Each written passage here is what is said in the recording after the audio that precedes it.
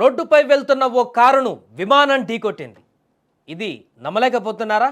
Yes, ఇది నిజమే. ఇప్పుడు మీరు వీడియోలో చూస్తుంది రన్వే కాదు, రద్దీగా ఉండేటువంటి హైవే. వెనక నుంచి మెరుపులా దూసుకు వస్తుంది ఏకంగా ఒక విమానం. కానీ అనూహ్యంగా అది ముందుకు వెళ్తున్నటువంటి ఒక కారును ఢీకొట్టింది.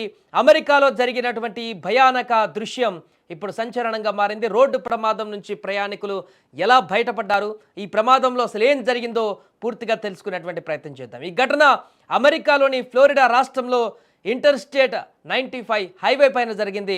సాయంత్రం సమయంలో వాహనాల రాకపోకలు ఎక్కువగా ఉన్న రద్దీ సమయంలో ఈ యొక్క చిన్న బీచ్ క్రాఫ్ట్ 55 విమానం ఆకాశం నుంచి ఒక్కసారిగా రోడ్డుపైకి దూసుకువచ్చింది.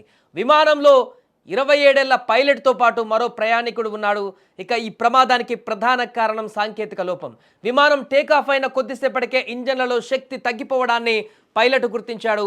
విమానాన్ని సురక్షితంగా ల్యాండ్ చేయడానికి చుట్టుపక్కల ఎలాంటి ఖాళీ ప్రదేశం దొరకపోవడంతో వెంటనే దీంతో హైవే పైన ఎమర్జెన్సీ ల్యాండింగ్ చేయాలని నిర్ణయించుకున్నాడు. కానీ ఈ ప్రయత్నంలో అనూహ్యమైన మలుపు చోటు చేసుకుంది.